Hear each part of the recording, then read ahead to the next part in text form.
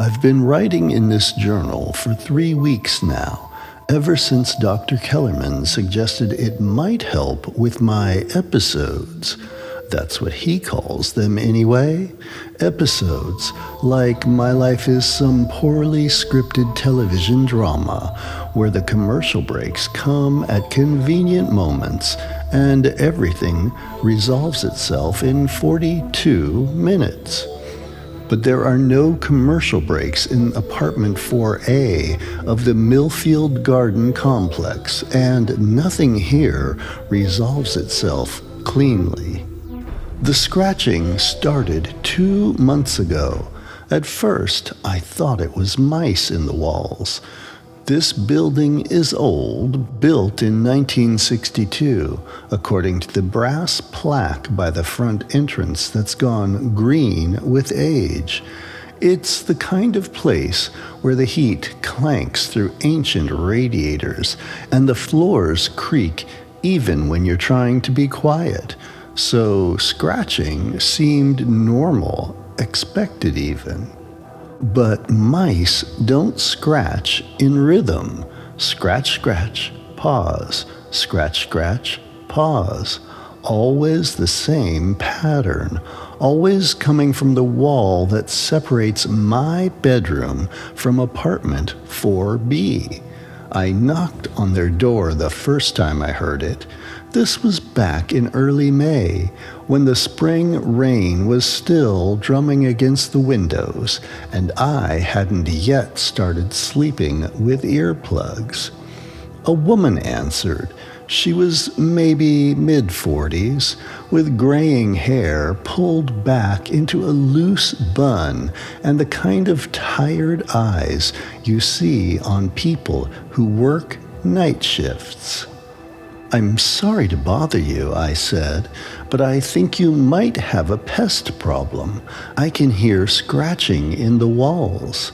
She stared at me for a long moment, and I noticed her hands were trembling slightly.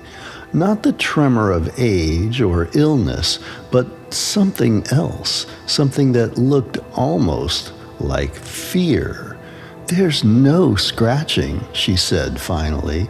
"You must be mistaken." Then she closed the door. That should have been the end of it. I should have just called the landlord about the mice and forgotten about my neighbor's odd reaction. But the scratching continued, and with it came other sounds. Whispers that seemed to seep through the drywall like water through a cracked foundation. The whispers were always in a language, some strange, foreign language that I couldn't identify.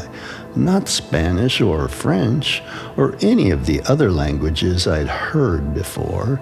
The syllables were wrong somehow, like someone with a speech impediment that was trying to sound normal. One night, I started recording the sounds on my phone, but strangely, when I played them back the next morning, there was nothing but static. Dr. Kellerman says this is significant.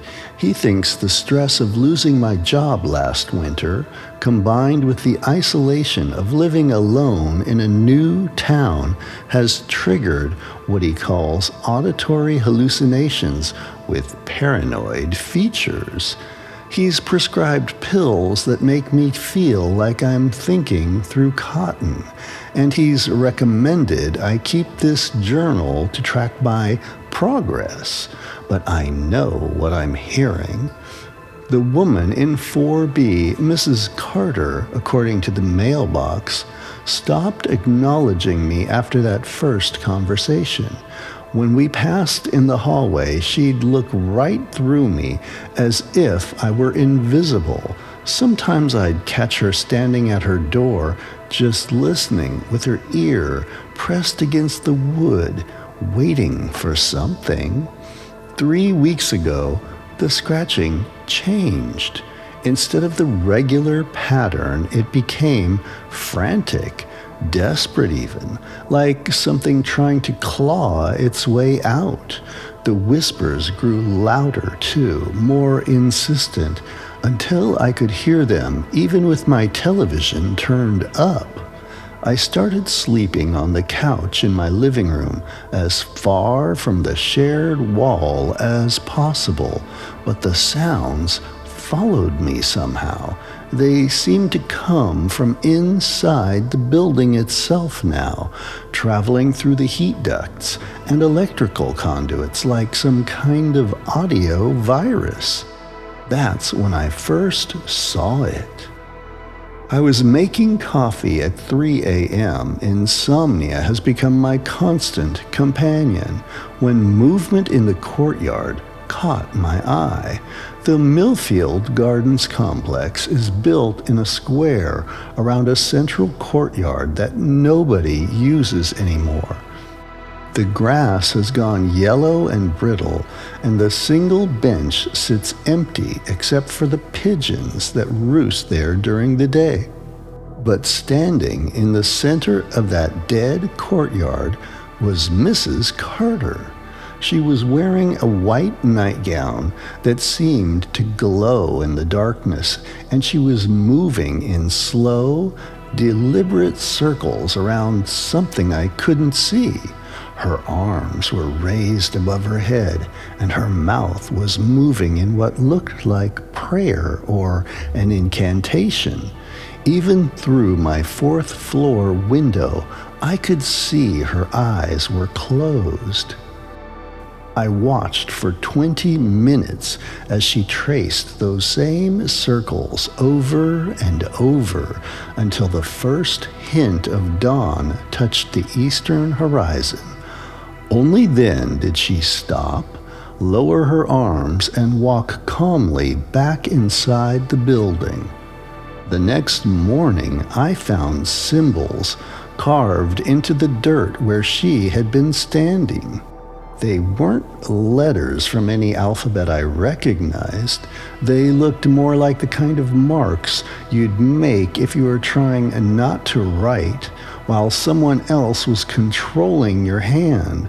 The marks were angular and violent, as if the writing had been forced. I took pictures, but like the audio recordings, when I reviewed them later, they came out as nothing but digital noise. Dr. Kellerman says I'm creating these experiences as a way to externalize my internal anxiety. He says the symbols are probably just natural patterns in the dirt that my hyper-vigilant state is misinterpreting as meaningful. He's increased my medication, but the pills didn't stop what happened last night. I was lying on my couch, half asleep, when I heard my front door open. I kept that door locked, always. Ever since moving here, I've been obsessed about security. I installed 2 deadbolts, a chain, and have a rubber doorstop wedged underneath just for good measure. But I heard the distinctive click of the lock disengaging, followed by the whisper of the door swinging open on its hinges. Instead of the terror I should have felt, I should have been terrified. I should have grabbed my phone and called 911. Instead, I felt an overwhelming sense of calm wash over me, as if I'd been waiting for this moment my entire life. Footsteps moved through my apartment, not the familiar sound of shoes on hardwood, but something different, something that seemed to slide rather than step. The sound moved from my living room right past me to my kitchen, then down the short hallway toward my bedroom. I found myself standing up, following those sounds like they were calling to me. My bedroom door was open, and moonlight streamed through the windows, casting everything in silver and shadow.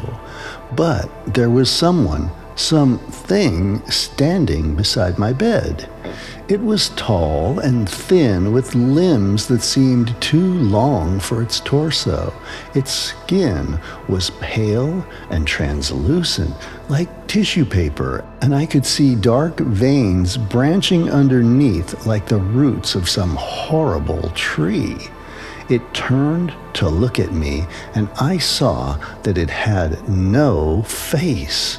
Where features should have been, there was only smooth skin stretched over the suggestion of bone structure beneath.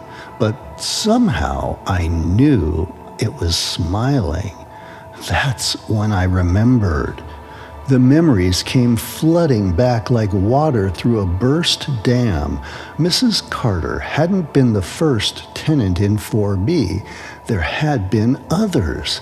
Mr. Albertson, who'd lived there for 6 years before moving out suddenly one night, leaving behind all his furniture and personal belongings.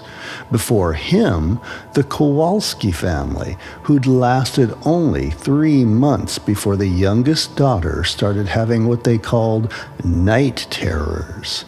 And before them, going back decades, a steady stream of tenants who'd all left the same way, quickly, quietly, leaving behind only whispered warnings about the scratching in the walls and the thing that lived in the spaces between apartments. I remembered Mrs. Carter explaining it to me that first week that I'd moved in, how the building had been constructed on land that was already wrong, already hungry, how certain rituals had to be performed to keep the thing contained, how it was my turn now to take that responsibility, but I'd forgotten. The stress, the isolation, the slow disillusion of my grip on reality, it had all made me forget what I'd agreed to do. The thing beside my bed reached out with one impossibly long arm and touched my forehead with its fingers that felt like ice water. In that moment, I remembered everything. The midnight walks in the courtyard, the symbols that had been carved fresh each night, the whispers in the ancient language that kept the thing satisfied, kept it from spreading beyond apartment 4B. Mrs. Carter had been doing it for 8 years before she passed the responsibility to me, and I had failed. Now the thing was free, and it was hungry for more than just ritual and containment. I'm writing this final entry as the sun comes up on what I know will be my last day in apartment 4A. The scratching has stopped, not because the thing is gone, but because it doesn't need to scratch anymore. It has what it wants. Dr. Kellerman will read this journal and shake his head sadly. He'll file it away as evidence of a complete psychotic break, another case study for his next paper on stress-induced delusions in isolated individuals. The police will find my apartment empty, with no signs of struggle, and eventually my lease will be given to someone new, someone who will hear the scratching in the walls and think it's mice, someone who will knock on the door of apartment 4B and find it empty except for the symbols carved into the floorboards and the smell of something ancient and patient waiting in the shadows. Someone who will learn, as I learned, that some apartments aren't meant for living. They're meant for feeding.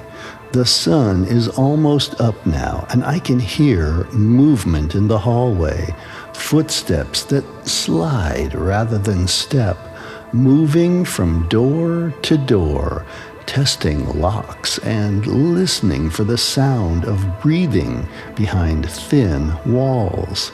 I think I understand now why Mrs. Carter's hands were always trembling. It wasn't fear, it was anticipation. That was the final entry found in apartment 4A of Millfield Gardens complex, following the disappearance of tenant James Morrison. Apartment 4B remains vacant. New tenants report occasional scratching sounds in the walls, which building management attributes to settling and normal pest activity. Well, what do you think of this one? Leave me a comment to let me know. I will absolutely appreciate your thoughts.